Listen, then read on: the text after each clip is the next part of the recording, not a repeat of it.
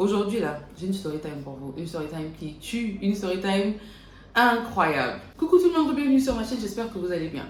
Donc, comme vous savez, aujourd'hui, on est là pour une confession nocturne que je fais en plein jour. Paradoxal, bref. Il y a un abonné qui m'a envoyé son histoire. Et ça commence bien. C'est mon tout premier, on va dire, abonné que je connais pas qui m'envoie son histoire. Et je suis contente parce que je vois qu'on grandit. Donc, on va sans plus tarder commencer. Les gars, et ils m'ont envoyé ça sur Instagram. Il y a d'autres personnes qui m'ont écrit, qui m'ont dit qu'ils n'arrivent pas à me contacter sur Instagram. Oui, désolé, je viens de changer mon nom d'Instagram, donc je vais vous le reposter là, comme ça vous allez voir. Et tout. Je n'ai qu'une seule photo sur mon Instagram, ne vous inquiétez pas. J'ai dû tout supprimer parce que je voulais recommencer, start fresh. Vous voyez, genre voilà. Mais sinon, je suis active sur mes stories Instagram. Alors, donc les gens me suivent aussi d'Accra, je ne savais pas. Alors l'histoire d'aujourd'hui nous vient d'un garçon, on va l'appeler Eric. Quand Eric a eu son bac, son père l'a envoyé étudier au Ghana. Ses parents sont aisés, son papa travaille dans le gouvernement. Ils viennent du Congo, donc il y a vraiment les sous quoi. Son papa est bien au calme. Son père l'a envoyé au Ghana pour venir étudier. Quand il arrive ici, au début il habitait chez quelqu'un, le temps de trouver une maison. Donc c'est le processus par lequel la plupart des gens passent. Moi je suis passée par là aussi. Et après il a trouvé sa maison, au bout d'un mois, 2 mois il a trouvé sa maison, il a emménagé, genre dans un beau quartier et tout. Et non, il habitait à... C'était Istegone qu'il a dit? Non, c'est pas Istegone. Il habitait à Airport West, vers l'aéroport. Vous savez, les quartiers qui sont proches de l'aéroport, ce sont des quartiers, c'est souvent, généralement là où les YT vivent et tout ça. Donc le gars vivait bien sa vie, il allait à l'école, au début il était motivé, il allait à l'école tous les jours. Après, il allait une fois en passant, 2 fois en passant. Donc l'école de langue, même comme le programme n'est pas chargé, un moment il n'allait plus à l'école de langue, mais ça allait quoi, ça ne le dérangeait pas parce que les cours sont un peu faciles au début et tout ça, et même jusqu'à la fin. Il ratait les cours de temps en temps, parce que comme il le disait lui-même, c'est pas facile d'être seul, de ne pas avoir quelqu'un qui vous réveille le matin, parce que c'était vraiment un fils à maman, un enfant que maman chuchotait tout le temps, elle va le réveiller, tout ça, tout ça, tout ça. À 22 ans, donc il est venu étudier à Accra, tout ça, tout se passait bien pour lui. Vous savez, l'école de langue c'est très facile, en fait je vais pas dire facile, mais c'est pas comme l'université, donc généralement les gens ne prennent pas trop ça au sérieux. Donc c'est un peu compréhensible son comportement. Je ne dis pas que c'est bien, mais on peut comprendre parce que le programme est très léger. Il faut savoir que quand vous quittez un pays francophone pour aller dans un pays anglophone pour étudier, vous devez faire au moins 1 an de langue, surtout si vous n'avez pas de diplôme sur ça. Et généralement, les cours de langue sont très faciles parce que vous avez cours peut-être 3 fois par semaine. Donc le programme, les vrais cours commencent généralement à l'université. C'est à l'université que vous sentez vraiment que vous êtes venu pour étudier parce que les années de langue, là, c'est généralement facile. Peut-être pas facile, mais c'est pas compliqué en fait. Vous n'avez pas cours du matin au soir. Vous pouvez avoir cours, comme j'ai dit au préalable, 3 fois par semaine et peut-être 2 heures par jour. Donc imaginez, donc une semaine, vous avez cours que pendant 6 heures. Qu'est-ce que vous allez faire le reste du temps? Donc voilà quoi. Il a commencé avec l'université. Le problème, c'est qu'avec l'université, il n'a pas su s'adapter. Et quand les parents ont envoyé l'argent pour payer l'université, il a payé la moitié de l'école. Vous voyez qu'on revient un peu sur une histoire de la story time de Rama. Pour vous dire que c'est un comportement que beaucoup de francophones ont ici. Ça m'a même étonné de voir qu'un homme m'écrive pour me parler de ça. Après, il a payé la moitié et il avait une petite amie à l'époque. Donc il a remis l'argent à la petite amie, la moitié à la petite amie pour qu'elle fasse quelque chose de ça. Elle a pris et lui il a pris l'autre moitié, il a payé. La petite amie lui a dit j'ai un projet, t'inquiète pas, d'ici 3 mois, le temps que le premier trimestre finisse, bien que les compositions arrivent, je vais te rembourser. En tout cas, on aura des profits et tout. Vous blaguez avec les premiers business. Hein. Quelques mois plus tard, le business n'a pas marché, il fallait payer l'école. Il a appelé ses parents, il devait envoyer l'argent pour l'ordinateur. Ils ont envoyé, il a pris, il a bouffé, il a pris une partie pour payer l'école, le reste il a bouffé. Bref, il créait des situations pour demander l'argent aux parents et tout ça là. En gros, c'était sa routine pendant les 4 années d'études. Il faut savoir qu'au Ghana, la licence c'est 4 ans, pas 3 ans. Les 4 années d'études, là, il n'a presque rien fait. Après la 2e année, il n'allait plus à l'école en fait. Il a carrément arrêté parce que il bouffait l'argent des parents. Il a bouffé l'argent, il a fait la vie de Java. Si vous voyez même sa maison, il dit qu'il vivait dans un luxe pas possible. L'histoire des filles, la Gaule, après, on l'avait largué parce que voilà, quoi, c'était foutu de lui, il avait réalisé que ça n'avait pas marché. Bref, il n'était plus conscient en fait qu'il devait repartir au pays. Après, les 4 ans sont passés, il a dit aux parents, non, il faut que je rattrape des matières avant qu'on me donne mon diplôme. Pendant 2 ans, le gars a rattrapé ses matières. Il n'a pas fini l'école. Mon papa dit, c'est bon, moi je n'envoie plus d'argent, je veux que tu rentres. Oh non, mon diplôme n'est pas encore sorti. Rentre sans ton diplôme. Le gars est rentré. Il a tout fait, il essaie de voir s'il peut me faire des faux diplômes vite fait avant de rentrer. Le gars est rentré avec des faux diplômes. Donc il est arrivé au pays, son père l'a bien reçu, il a même fait un petit repas avec les membres de la famille, quelques amis sont venus, quelques tontons là, c'était l'ambiance totale. Donc vous voyez que le papa était content, il disait à tout le monde, ah mon fils a étudié dans ça, mon fils a étudié dans ça, mon fils a étudié dans ça. Et puis il a fait, figurez-vous qu'il a fait gas and oil, oil and gas, yeah. Il a fait pétrochimie, quelque chose comme ça. Donc le gars est dans l'environnement et tout se passait bien pour lui. Jusqu'à ce que son père décide de lui trouver du travail. Son père a dit, bon, je vais lui trouver du travail à Eni ou à Total, les compagnies pétrolières qu'il y a au pays. Le monsieur joue de ses relations, on prend le petit.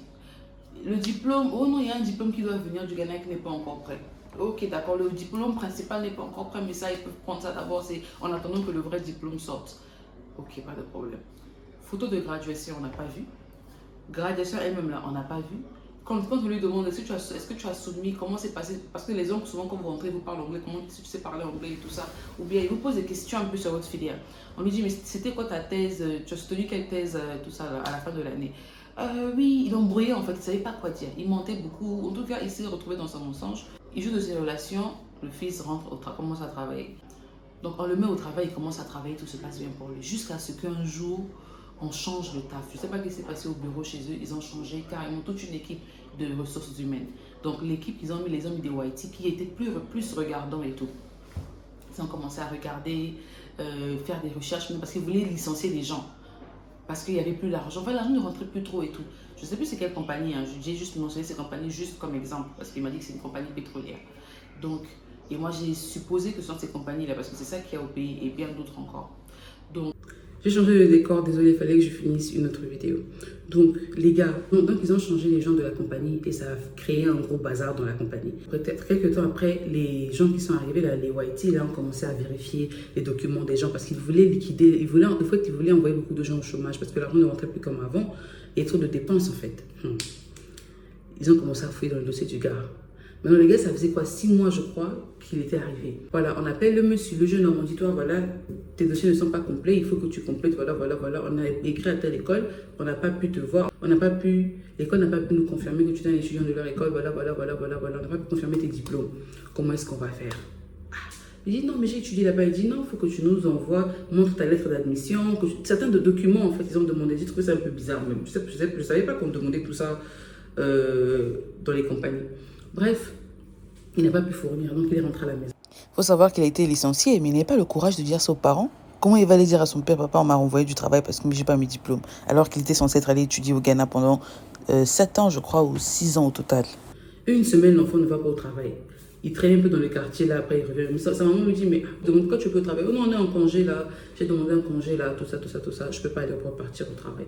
Il a dit qu'il a dû mentir à ses parents qu'il avait demandé un congé parce qu'il ne savait pas quoi dire. Quelques temps après, c'est son père qui l'appelle au bout d'une semaine. Au bout de une semaine, 2 semaines. Ah, mais toi, ta mère m'a dit que tu vas pas au travail. Qu'est-ce qui se passe, tout ça. Il explique au papa. Le papa maintenant appelle la compagnie au banc. Quelqu'un qui connaît là-bas se plaint et tout.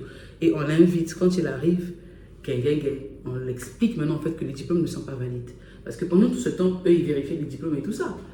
Ils ont dit, les diplômes de ton fils ne sont pas valides et tout. Le papa a pété les peurs. Il a dit, ok, quand il rentre à la maison, il chasse le fils de la maison. Tu sors de chez moi, tu es malade, je t'ai envoyé étudier et tout ça. Bref, le papa a relié l'enfant. Parce qu'il a dit, c'est pas, tu m'as donné de faux diplômes. Et le diplôme qui devait arriver bientôt, là, c'est jamais venu. Tu t'es foutu de moi 5 ans d'études, non, 7 ans.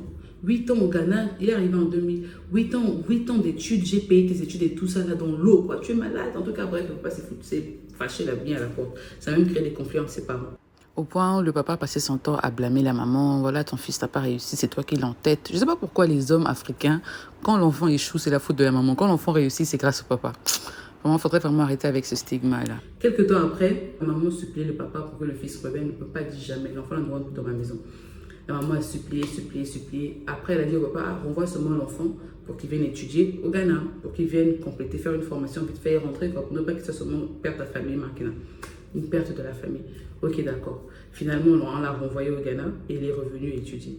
Et là, il a sa 3e année et il a dit qu'il voulait partager son expérience pour dire aux gens, ne bouffez pas l'argent de l'école.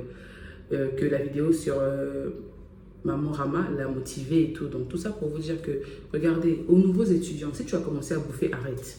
Ne bouffez pas l'argent de l'école. L'argent de l'école, c'est l'argent de votre vie. L'argent de l'école, c'est l'argent de... Surtout pour les filles. Ne pensez pas que non, je vais tomber sur un gars riche. Maman, même épouser un gars riche, tu dois travailler. Parce que sinon, il y a ce qu'on appelle le see-finish. On te voit comme du n'importe quoi. Tu n'as pas de valeur ajoutée. Au contraire, c'est lui-même qui te donne tout. Genre, l'argent de l'école, il faut prendre ça au sérieux, en fait. Il y a des gens qui se sont retrouvés à ne pas étudier pendant un moment parce que les parents n'envoient plus l'argent. C'est compréhensible. Mais quand on voit l'argent de l'école, va à l'école. Donc voilà un peu la story time de notre frère, mais il a dit que c'est pas pour demander conseil, mais c'est pour motiver, parce que lui encore il a été chanceux d'avoir des parents qui ont pu repayer l'école, une formation et tout, et il avait encore le temps devant lui. Mais l'âge, genre voilà quoi, l'âge n'a jamais été une limite pour ses parents, et ses parents l'aiment beaucoup, surtout sa maman qui l'a beaucoup soutenu dans ça, quitte à avoir des problèmes dans son foyer. Donc il dit, étudiez, soyez concentrés à l'école. Pour les étudiants, si vous avez des frères et sœurs, il faut leur les envoyer la vidéo là parce qu'ils ont besoin d'être conscientisés. D'autres même, vous savez que vos frères et sœurs sont de vrais frères et sœurs, ils ne font pas les choses comme ça, mais on ne sait jamais. Ceux qui ont fait ça là, ils ne savaient pas qu'un jour ils allaient faire ça. Donc voilà, souvent c'est l'entourage, les gens, nous-mêmes aussi, on veut montrer qu'on est arrivé, il faut vraiment, vraiment faire attention.